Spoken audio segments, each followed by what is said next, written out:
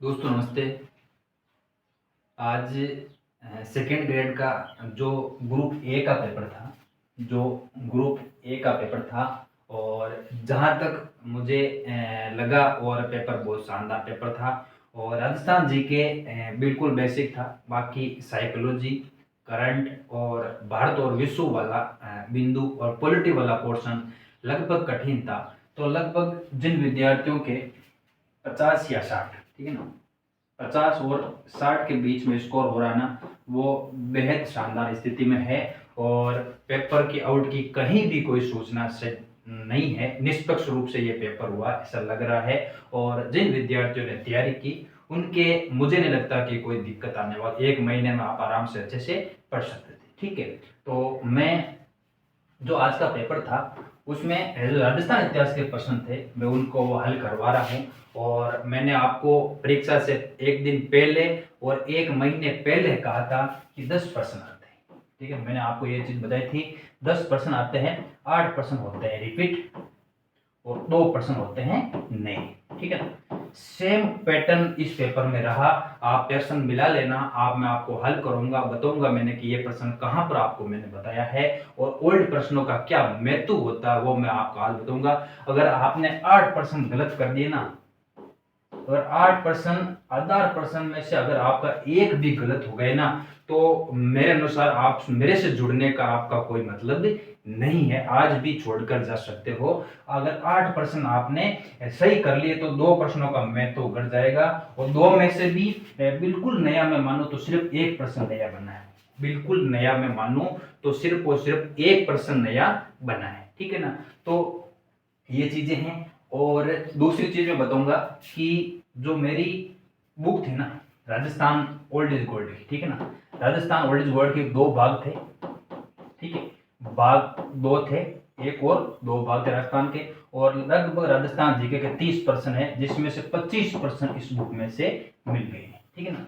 तो उसकी भी मैं डिटेल आपको अलग से वीडियो में डालूंगा कि बहुत से लोगों को बताना पड़ता है कि कितने प्रश्न आपकी बुक से आए हैं। तो लगभग पुराने प्रश्नों की बात कर रहा हूं मैं, 30 में से 25% मेरे दोनों भाग में से आए हैं। इनको मैं अलग से आपके वीडियो के माध्यम से बताऊंगा, परंतु अभी हम हल कर रहे हैं। ये ग्रुप ए में जो राजस्थान इतिहास के 10 प्रश्न थे उनको मैं हल करवा रहा हूं, आप देखना, ठीक है। ये प्रश्न देखो, अब इस प्रश्न में क्या नया है मुझे बताओ। कुछ भी नया नहीं इस प्रश्न में। ललित विग्रहराज नाटक का लेखक सोमदेव किस चौहान शासक का राजकवि था, ठीक। इससे बेसिक प्रश्न मुझे नहीं लगता कि और कोई प्रश्न हो सकता है, इतना बेसिक प्रश्न कि ललित विग्रहराज नाटक के लेखक थे सोमदेव। और ये किसके दरबार में थे, तो ये विग्रहराज चतुर के दरबार में, ठीक है। इतना बेसिक प्रश्न अंधी बिल्ली को भी ये प्रश्न दे देना वो भी हल कर लेगी, ठीक है ना। ऐसे प्रश्न मुझे लगता है कि कोई विद्यार्थी ने गलत किए होंगे, ठीक है ना। अगला प्रश्न देखो। ये अच्छा प्रश्न है, परंतु इसमें अच्छा कुछ भी नहीं है। बिल्कुल लगभग 8 से 10 बार प्रेक्षकों को कि सुल्तान अलाउद्दीन खिलजी का सेनापति जो रणथंभौर के किले की घेराबंदी के समय मारा गया था, ठीक है। तो इसका भी उत्तर हो जाएगा नुसरत खान, ठीक है ना। नुसरत खान वहां आक्रमण के दौरान जो किले की जो बारूद था, बारूद गिरने से नुसरत खान की मृत्यु हो गई थी। ये भी प्रश्न रिपीट प्रश्न है, ये भी नया इस प्रश्न में कुछ भी नया प्रश्न नहीं, ठीक है ना। कुछ भी नया प्रश्न नहीं है, रिपीट प्रश्न है। अगर ऐसे प्रश्न भी आप गलत करते हो ना तो निश्चित रूप से आप कंपटीशन की दौड़ से बाहर हो जाओगे। तो ऐसे प्रश्नों के लिए मैंने आपको वो बुक बताई थी, उसमें से बाहर कुछ भी बाहर नहीं गया है ना। अगला प्रश्न देखो। इस प्रश्न को भी मैंने आपको हल करवा दिया था और कंप्लीट मैंने Rajasthan old is gold class में ये चीज बताई थी कि किस इतिहासकार ने हल्दी घाटी के युद्ध को गोगुदम के युद्ध के नाम से पुकारा, ठीक है। जब हम हल्दी घाटी युद्ध पढ़ते हैं तो उसके मुख्यतः हम 3 नाम आराम से हम पढ़ते हैं। और ये मैंने स्क्रीनशॉट लेकर मैंने इस क्लास के बारे में कहा था कि ये नाम आप जरूर याद रखना, प्रश्न बनता ही बनता है, ठीक है।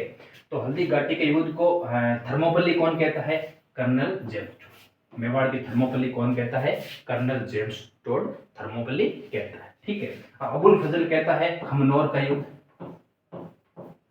खमनौर का युद्ध। अबुल फजल क्या कहता है, खमनौर का, ठीक है। बदायूं कहता है गोगुंदा का युद्ध, बदायूं कहता है गोगुंदा का युद्ध, ठीक है। और टोड कहता है थर्मोपली, मेवाड़ की थर्मोपली, मेवाड़ की थर्मोपली, ठीक है। तो ये है, और ये चीज मैंने आपको बहुत समय पहले ही ये चीज करवा दी थी कि ये नाम आप जरूर याद रखना, प्रश्न बनता ही बनता है। तो ये प्रश्न पूछ लिया कि गोगुंदा का युद्ध किसने कहा था, तो वो था अब्दुल कादिर बदायूं। बदायूं ने कहा था हल्दी घाटी के युद्ध को गोगुंदा का युद्ध कहा था, अबुल फजल ने खमनोर का युद्ध कहा था, और कर्नल जेम्स टोड ने मेवाड़ की थर्मोपली कहा था, ठीक है। तो मुझे नहीं लगता कि किसी भी विद्यार्थी के ये प्रश्न गलत हुआ होगा मेरे अनुसार। बाकी आप क्या करके आए हो वो तो आपको ही पता है। लो ये भी प्रश्न आ गया, देखो। अब मैं आपको कितना इस ओल्ड प्रश्नों का मैं तो बताऊं, बताओ आप। 1857 के स्वतंत्रता संग्राम के समय मेवाड़ का पूछ रहा है, तो इडन तो जयपुर का था, मेलिसन या मोरिसन भरतपुर का था, मैकमोसन कहाँ का था ये भी देख लो, और मेजर सवर्स, तो मैकमोसन मैकमोसन हो जाएगा भरतपुर का, और मेजर सवर्स हो जाएगा उदयपुर का, उदयपुर का या मेवाड़ का। इससे सरल प्रश्न और क्या होगा, और आरपीसी आपको क्या घर पे आके पेपर दे दे, और तो आरपीसी क्या है, इतना सरल आपको पेपर दे दिया कि सीधा से पूछ लिया कि मेवाड़ का पॉलिटिकल एजेंट कौन था, तो मेजर सावर्स मेवाड़ का पॉलिटिकल एजेंट। और प्रश्न इसका भी बनता ही बनता है, चाहे वर्तमान में अगर प्रश्न अच्छा बनता है तो वो बनता है नसीराबाद से, ठीक है, वो प्रश्न बनता है नसीराबाद से और देवली से। यहाँ के जरूर अंग्रेज अधिकारियों के नाम आप जरूर याद कर लेना, ठीक है। अगला प्रश्न देखो, ये प्रश्न देखो। अब इसमें थोड़ा देखना आप, मेरी ये बात समझना इस प्रश्न की कि इस प्रश्न में डाउट क्या है और उत्तर क्या है। मुझे जहां तक मैंने किताबें पढ़ी है कि निम्नलिखित में से किस पूरा स्थल के निवासी वस्त्र बुनाई की तकनीक से परिचित थे, ठीक है। अब देखो अगर मैं सिलेबस की बात करूं तो सिलेबस में दे रखा है कालीबंगा, ठीक है, सिलेबस में दे रखा है कालीबंगा, दे रखा है आहड़, दे रखा है बेराट और गणेश्वर, ठीक है। ये 4 टॉपिक सिलेबस में दे रखे, ठीक है। और 4 टॉपिक के अलावा कोई प्रश्न बनता है तो वो डेफिनेटली आउट ऑफ सिलेबस होगा, ठीक है। अब प्रश्न क्या कह रहा है कि वस्त्र बुनाई की तकनीक के परिचित थे, तो हमें वस्त्र बुनाई के अवशेष मिलते हैं बेराट से, ठीक है ना। कहते हैं कि वस्त्र में बंधी हुई 36 मुद्राएं प्राप्त हुई, ठीक है, मुद्रा प्राप्त हुई है वस्त्र में बंधी हुई, ठीक है ना, वस्त्र में बंधी हुई, ठीक है। वस्त्र में बंधी हुई मुद्रा हमें बेराट से प्राप्त होती है, परंतु ऑप्शन में एक और दे रखा है बालाथल दे रखा है, तो बालाथल से भी बुने हुए वस्त्र मिले, बुने हुए वस्त्र मिले, ठीक है। बुने हुए वस्त्र बालाथल से भी मिले, परंतु अगर इस प्रश्न का जहां तक मुझे लगा कि यह प्रश्न डिलीट होना चाहिए, डिलीट नहीं भी होता है ना तो सिलेबस अकॉर्डिंग मैं बात करूं तो फिर इसका उत्तर हो जाएगा बेराट, कंफर्म उत्तर इसका बेराट हो जाएगा, क्योंकि वस्त्र में बंधी हुई मुद्राएं 36 मुद्राएं हमें बेराट से मिलती हैं, और बेराट से जो सामग्री मिले ना वैसी ही सामग्री बंधे हुए कवस्त्र के रूप में हमें मिलती है, बालातल से मिलती है। तो इस प्रश्न को 2 प्रकार के हल कर सकते हैं। सिलेबस अकॉर्डिंग बात करें तो बेराट इसका बिल्कुल सही होगा, और ऐसे बात करें तो दोनों ही प्रश्न ये डिलीट प्रश्न होना चाहिए, मेरे अनुसार तो ये प्रश्न डिलीट होना चाहिए, ठीक है। और जिसने आहड़ बेहाट किया है मुझे नहीं लगता किसी को दिक्कत आएगी, अगर माना भी जाएगा तो इसका उत्तर बेराट माना जाएगा अकॉर्डिंग टू सिलेबस, ठीक है। मैंने दोनों तरफ से ही आपको बता दिए, और इसके प्रमाण में आपको अपने टेलीग्राम पे डाल दूंगा कि दोनों जगह से ही ये सामग्री बुने हुए वस्त्र की सामग्री मिली, ठीक है। ये कंफ्यूजन हो सकता है, परंतु जिस विद्यार्थियों ने सिलेबस अकॉर्डिंग पढ़ा है ना तो वो बेराट ही करके आएगा, कंफर्म है। ये देखो मेरे अनुसार आज की परीक्षा का सबसे अच्छा प्रश्न, जहां तक मुझे लगा, मैंने पूरे पेपर को देखा था, और राजस्थान इतिहास कला संस्कृति और भूगोल में मुझे ये एक प्रश्न अच्छा लगा। ये बिल्कुल नया प्रश्न, ये बिल्कुल नया प्रश्न है, और बहुत कम किताबों में ये चीज लिखी हुई है कि किस अभिलेख में प्रतिहारों को सौमित्र या लक्ष्मण का वंशज लक्ष्मण से उद्भूत हुआ कहा गया है। प्रश्न का अर्थ ये हो गया कि लक्ष्मण के वंशज गुर्जर प्रतिहारों को किस अभिलेख में मिलते हैं, ठीक है।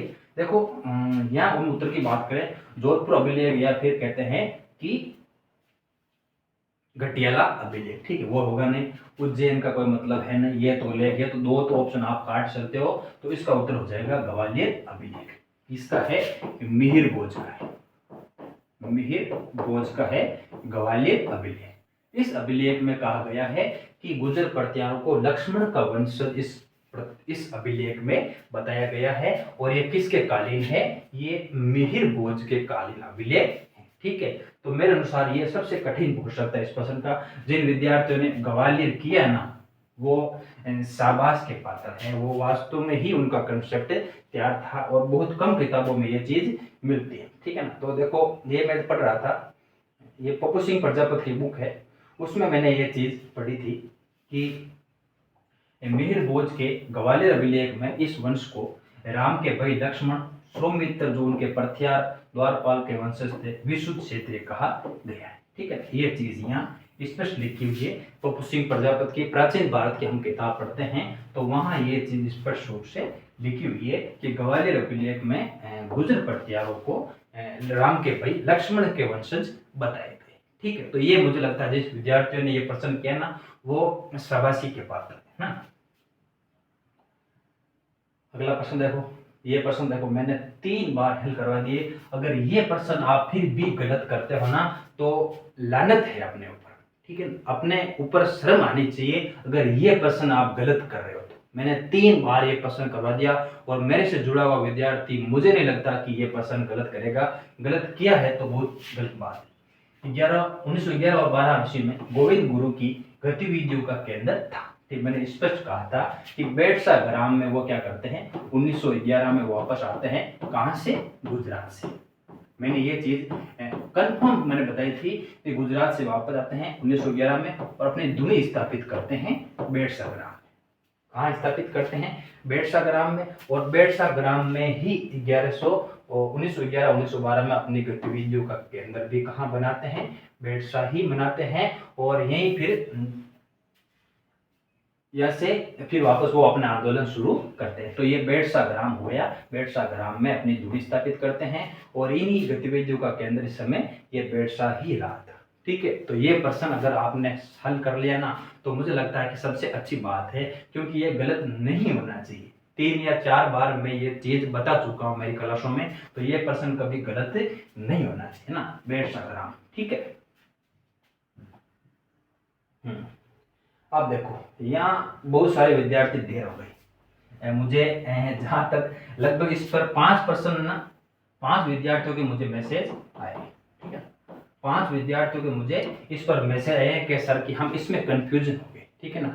अब देखो होता क्या है कि मैंने परीक्षा से पहले मैंने एक वीडियो में बताया था कि जब भी प्रश्न पढ़ो अपना मस्तिष्क चेतन अवस्था में रखो, और थोड़ी सोचने की क्षमता रखो कि प्रश्न पूछ रहा है मत्स्य संघ का बढ़त राजस्थान में विलय कब हुआ, ठीक है, कब हुआ। इतना विद्यार्थी पढ़ता ही नहीं है। जैसे ही मत्स्य संघ देखा, विद्यार्थियों ने तुरंत कर दिया 18 मार्च, तुरंत क्या कर दिया, 18 मार्च कर दिया विद्यार्थियों ने, जबकि इसका उत्तर ये नहीं है। प्रश्न क्या पूछ रहा है कि बढ़त राजस्थान में मत्स्य संघ का विलय कब हुआ, विलय पूछ रहा है, मत्स्य संघ का निर्माण नहीं पूछ रहा है। इसलिए मैंने कहा था कि प्रश्न को पूरा पढ़ा करो, पूरा पढ़ोगे तो अपने आप प्रश्न हल हो जाएगा, ठीक है ना। तो बहुत सारे विद्यार्थियों ने इस प्रश्न को गलत किया है, और इस प्रश्न का सही उत्तर क्या हो जाएगा, देखो मत्स्य संघ का निर्माण होता है 18 मार्च, ठीक है।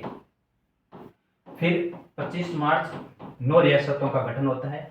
फिर 18 अप्रैल, ठीक है, 18 अप्रैल मिलता है उदयपुर, ठीक है, और 30 मार्च को मिलते हैं जोधपुर, जयपुर, जैसलमेर, बीकानेर, ये रियासतें मिलती हैं। फिर आता है 15 मई, 15 मई है ना, ठीक है। 15 मई को क्या करते हैं, शंकरदेव राय समिति, शंकरदेवराय समिति का गठन करते हैं, और इस शंकरदेवराय समिति की सिफारिश के आधार पर मत्स्य संघ को वर्ध राजस्थान में विलय किया गया था। तो इसका उत्तर हो जाएगा 15 मई, 5वां चरण, 15 मई 5वें चरण के द्वारा मत्स्य संघ का वृद्ध राजस्थान में विलय किया गया। तो इसका उत्तर क्या हो जाएगा? 15 मई 1949। ये जिन विद्यार्थियों ने किया ना, वो वास्तव में शाबाशी के पात्र हैं। जिन विद्यार्थियों ने, मैंने आपको कहा था पहली बार कि प्रश्न पूरा पढ़ना, प्रश्न पढ़ लोगे आधी समस्या हल हो जाएगी। जितने भी विद्यार्थियों को मुझे मैसेज आए हैं, सिर्फ मत्स्य संघ पढ़ा, कुछ भी नहीं आगे देखा, सीधा 18 मार्च कर दिया। तो ये बारीकियां है। मैंने कहा था कि हर अंक की वैल्यू होती है, क्योंकि अब क्या होगा, अब मेरी आप बात समझना। जहां तक मैं जहाँ परीक्षा केंद्र में उपस्थित था, वहां पर उपस्थिति में आपको बताऊं 16%। उपस्थिति कितनी थी आज की परीक्षा की? 16% उपस्थिति है, और लगभग औसतन माने तो 20%। उतने ही विद्यार्थी आए हैं जिनका केवल और केवल द्वितीय पेपर क्लियर हो रहा था। सिर्फ 40% क्लियर हो रहा था, वही विद्यार्थी आए हैं। बाकी के विद्यार्थी आए नहीं। जो पेपर लेने वाले थे वो भी चले गए, और जिनका पेपर क्लियर नहीं हुआ वो भी चले गए। इसलिए हर अंक की यहाँ वैल्यू होती है। और अब देखना, मेरिट की बहुत बड़ी भारी गिरावट आएगी। जहां तक मैं सामाजिक की बात करूं, 300 अंडर आप मान चलो, ये तो कंफर्म है। ये मैं आप सामान्य की बात कर रहा हूँ, इस पेपर को देखकर बात कर रहा हूँ कि सामान्य की एसएसटी की लगभग जाएगी 300 के अंडर रहेगी, ये तो आप कंफर्म मान चलो। क्योंकि इस पेपर में क्या होगा, 40% विद्यार्थियों के आने के भी जांचे पड़ जाएंगे, है ना। जिन विद्यार्थियों ने अच्छे से हल नहीं किया, हाँ राजस्थान जीके को जरूर कर लिया होगा, परंतु बाकी का जितना भी पेपर था सब टफ से टफ प्रश्न थे। पॉलिटी का ले लो, मनोविज्ञान का ले लो, करंट का ले लो, सबके टफ के टफ थे, ठीक है ना।